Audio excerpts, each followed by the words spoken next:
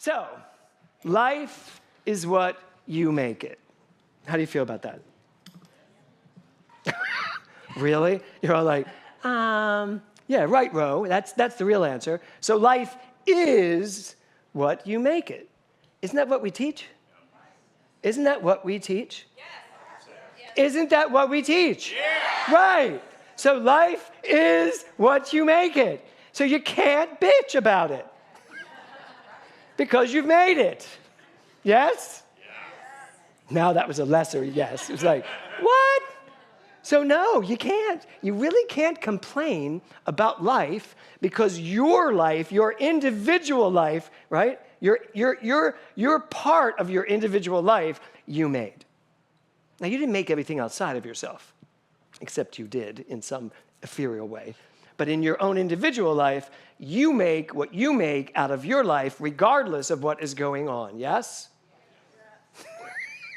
I'm loving it. It's like, So the title of my talk today is this. If life is what you make it, I'm doing the slides. Make the slides work. If life is what you make it good. Right? So if life is what you make it good. So I want to start with an Ernest Holmes quote. So here we go. The storehouse of nature is filled with infinite good. Do you believe that? Yes. That was better. So the storehouse of nature, what that means is in the quantum field, in this beautiful energy of life that we're all living, there is this infinite good available to all of us. Ernest Holmes says there's a power for good in the universe, and you can use it. And I say you can use it because you are it. So the storehouse of nature is filled with infinite good, awaiting the touch of our awakened thought to spring forth into manifestation in our lives. So there's all of this infinite good, and it takes your mind to manifest it into your life. Pretty simple, right? It takes how you think about things. So let me ask you, how you been thinking about things lately? I love that. Great, good. But however you've been thinking, what about this side? I'm worried. How have you been thinking about things? It's really important to really look at, and that's what happens sometimes. Everything's great, everything sucks. And we're in the middle. And we're telling the universe, we don't know. So, it's awaiting the touch, now look at this, of our awakened thought. So I'm talking about the thoughts that are true. The thoughts that come from a higher level of consciousness, which means they are not reactive thoughts. They are creative thoughts. And he goes on. Aren't you happy I broke this down and didn't just throw that huge quote up at you? So, the storehouse of nature is filled with infinite good. We're all good with that. Awaiting the touch of our awakened thought to spring forth into manifestation in our lives. But the awakening must within our thought, must be. But the awakening must be within our thought. And for me, while this is a great quote of Ernest Holmes, it doesn't go deep enough. Because the awakening is not just in your thought. The awakening must be in your heart. The awakening must be in your mind. It must be what you believe. It must be what you literally embody, because that's where your thoughts come from. So where we've come to now in this teaching is, on this quantum field, understanding that everything is reactionary. What you do with your mind, the universe reacts to. You show up with fear, that energy of fear will show up in your perimeter. You show up with love only, and that energy of love will be right where you are, no matter what. That's what we teach. Now, if that's what we teach, is it what we're believing? Are we really believing this in every area of our life? So here's the next quote of Ernest Holmes. Within us is a mental law working out the will and purposes of our conscious thoughts. Now, it's not that it's within us, it's who you are. You are the law as well. We've come to realize this is one thing. We compartmentalize it to understand it better. But within you, as you, who you are, is someone whose word is the law of your life. What you think sets the trajectory for how you will experience life. So when we're talking about prosperity, If you are not experiencing prosperity, Houston, you have a problem. And the problem is your mind and your heart and what you're believing. It's that simple. And I say that all the time. People get really annoyed with me. They're like, it may be simple to you, but it's not that simple. It is that simple. We just make it harder by believing it's harder. It's really that simple. Are you willing to curate your mind, your thoughts, in order to believe what you want to believe in order to live the life you want to live? It is that simple. So the problem is, in this quote, conscious thoughts. We break the mind into two parts, the conscious and the subconscious. In your subconscious mind, you have an infinite number of beliefs and memories and thoughts. Some of you have been here a long time. Nobody's laughing. Okay. So some of you have been here a long time, and some of you not so long. Emily, who's 23. So think about all that you have accumulated up to this point. That's all in your subconscious. Your subconscious is pushing up against your conscious. So very often, those subconscious beliefs and thoughts are really running the show. How can you change that? By using your conscious mind to change it. It's not about going in and figuring out, why do I feel this way? What's happening? What are my beliefs? Yes, that's all great work. But at the end of the day, the real work gets done. Once you've done the research, now you got to do the work, the real work. So what is the nature, as he says here, your conscious thought? What is the nature of your conscious thoughts?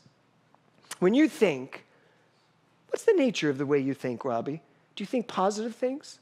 Yeah, right. Do you think constructive things, Dr. Tiffany? Most of the time. And there's the rub, isn't it? Most of the time. If most of the time is good, then most of the time you're going to have a better experience of life. But what if you're one of those people that's like 50-50? Half the time I'm thinking drama, half the time I'm thinking peace of mind. Or what if you're one of those people who's 60-40? 60% of the time you're always worrying. That's you? And 40% of the time, how old are you, Lexi? The 8-year-old just said, that's me. 9. So I had this great quote this week. Eric Bork mentioned a book, and I started reading it. And it's this great thing. Some grandmother calls up their grandchild and says, start worrying, details to follow.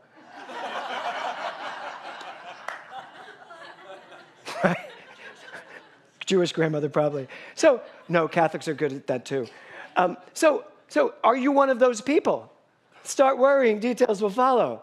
Because that's what you are setting up for your life. So I want to talk to you about the weather. Seriously. How do you handle the weather? How did you all handle this last weather? Robbie, I know how you handled it. Robbie had a little flood in one of his closets, and so he spent how many hours? Probably 3 or 4 hours clearing out the water in his closet. You know, so that was how he was physically handling the weather. So just think for a moment. How do you handle shifts in energy? How do you handle the weather when it goes from stormy to rainy to sunshine? Does it change you? So I want to give you my story about how I handled the weather. So Kevin was off in Texas having a beautiful time with no problem weather at all. And I was here with our 2 dogs who would look outside. I'd open the door, ready to take them on a walk, and they'd look at me like, no, we're not going out in that. And I was like, well, then good luck, because you don't have a toilet in this house. And then they finally did go out, and literally the entire time they were just like miserable. Kind of the way you walked up here. They were really not having it. But after that huge rainstorm on the other night, I got up and I thought, there was no rain for a minute. I thought, let's get them out. So I get all of my rain gear on and I take them out and I walk out the door. And what I notice is that a lot of trees have fallen down. And my own pine trees a lot of the branches had broken and had filled the whole street with branches, big branches. So I was like, oh, and then I took the dogs for a walk. But as I was coming back, I saw a car come up the street and then back up because it couldn't get past all the branches from my pine trees. And in my head, I'm like, wow, I hope somebody cleans that up.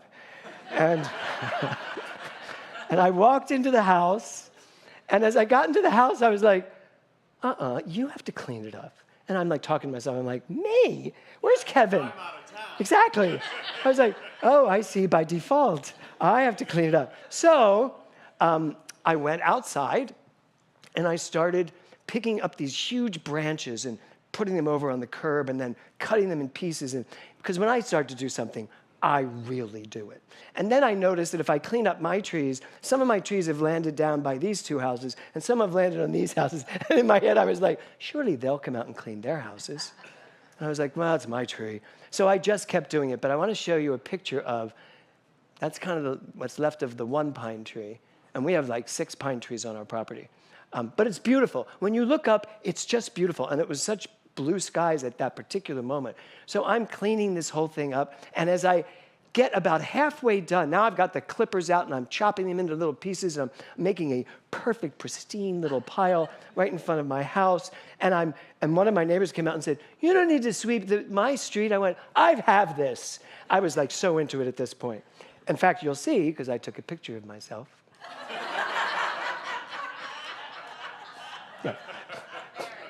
I forgot that my son was home. I could have asked him to help, but he was taking a shower.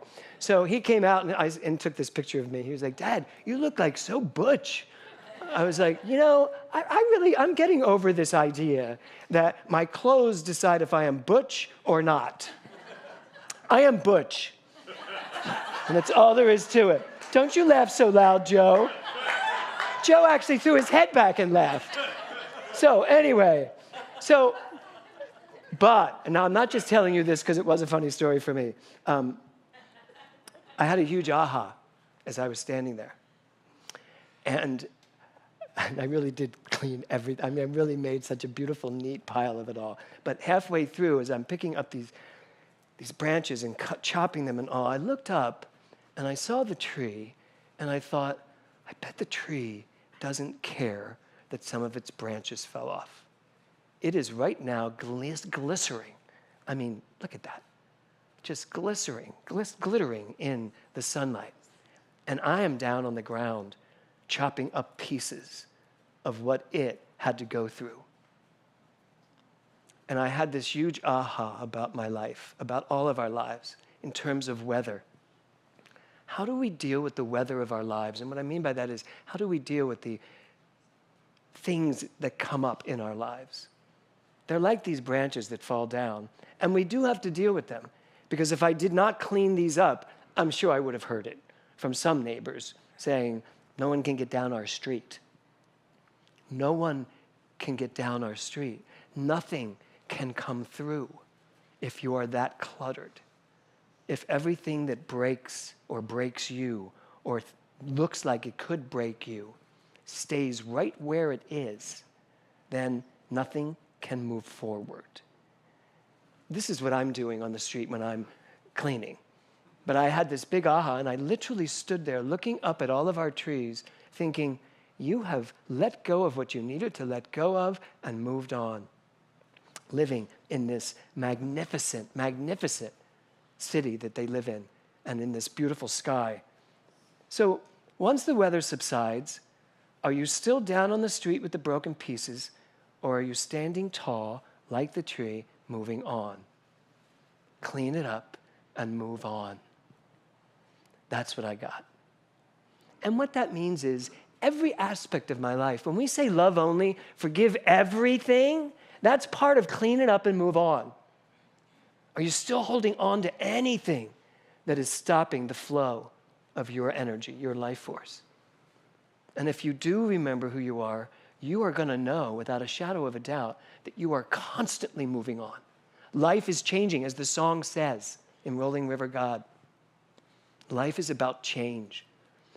But the clean it up part is also very, very important. So I have a quote here from Walt Disney. The way to get started is to quit talking and start doing. So if Walt Disney had been just a talker, we wouldn't have Disneyland. We wouldn't have had Mickey Mouse. You wouldn't have had a job. I mean, think about it. Walt Disney was not just a talker. He was one of the great actioneers of our generation. And there are many people I could talk about who are amazing thinkers, but not just amazing thinkers, they're amazing doers. So when we talk about prosperity, our job is to ask ourselves, are we doing what we're here to do? And are we willing to clean it up and move on?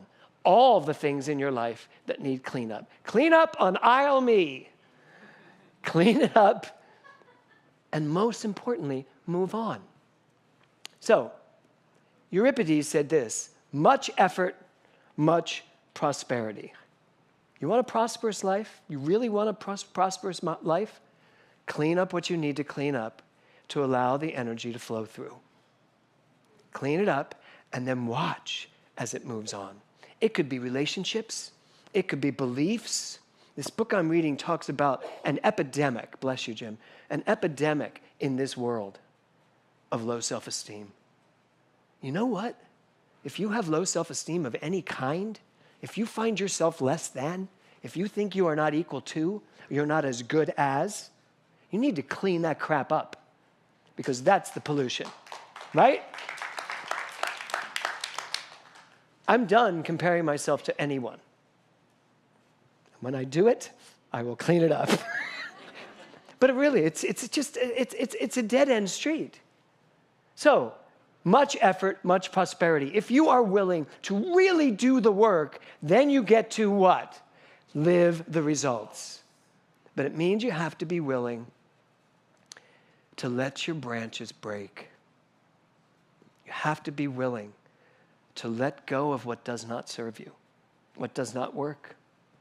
You have to be willing to let go of beliefs that do not serve you. They're the branches. And then you just have to clean them up. Pay attention. Notice them. If it comes back again, I have a big tree. I have big trees at my house. There are going to be other branches that fall down. My job is to tell Kevin to clean them up if he's home. If I'm home, I guess my job is to do it myself. Ernest Holmes said this, let us choose to be identified with power, with love, with beauty, with peace and happiness. Let us identify ourselves with abundance and with success. There's a lot of talk these days about how do you identify. Do you identify as him, her, he, she, thee, they, we, us? A lot of talk about that. And I think it's important talk. And I think people should identify themselves however they feel comfortable and whatever works for them. And we need to start identifying ourselves as those things. Forget about he or she. How about happy or sad? What do you identify yourself as? Prosperous or lacking? Do you identify yourself as young or old? How many people here identify themselves as old? Of course, no one's going to raise the, oh, okay. Okay. What is old? Do you have to be 100 to be old? Is that old, 100? 100 seems like it's born again. Right? Think about it. Not a born-again Christian, but to be born again. To go, oh my God, I have lived 100 freaking years, and I've seen it all. And now I have all of this wisdom, and I'm ready to give it. We are not ready to go out to pasture because we turn a certain age. Now is when you get to show what you know, who you know yourself to be. So, how are you going to identify? And when I talk about identify and prosperity, it is imperative that if you want to have a prosperous life, that you identify as prosperity. Period. Tell your grandmother to not call again. You know? Start worrying. Details to follow. How about start planning? Details to follow. Start growing rich. Details to follow. Start doing what you know is in your heart to do. Details to follow. Because details will follow, because the universe will always show you the way. That's what that whole song's about. Life's what you make it. Take in all the sunshine. Bottle up the rain. Go where the wind goes. Let it show the way. Because it does, and it will. And all you have to do is listen. You know, I need to clean up and move on, whatever that is.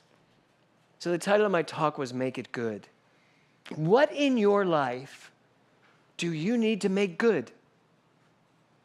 And that could be some really gnarly crap that you need to make good, that you need to look at and say, I am good with this. Now move on. I will clean up the branches. I will wear a beautiful butch-looking outfit. And I will do the work. And I will live the results. But most importantly, I will move on. Those branches, by the way, on my street, when the gardener comes this week, they will be put in a basket, in a bin, unless you do it before that, and they will take the bin away, and I will never see them again. I will never deal with them again. I don't have to. That's what you can do with your mind. They've already fallen, whatever the branches are. Let them go to their perfect resting place. Let them to be regenerated into good.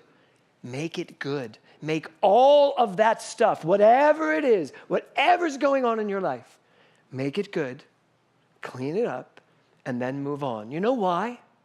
Because you can. Because you can. Because there is a power for good in the universe, greater than we think of ourselves sometimes as being. And we can use it by the power of our mind because we are it. We are this amazing good. We are this prosperity, this happiness, this success, all of it. That's who we are. Just clean up the branches and start growing the new branches in the light of a brand new day. Namaste. Thank you, Jack. Thank you, thank you, thank you.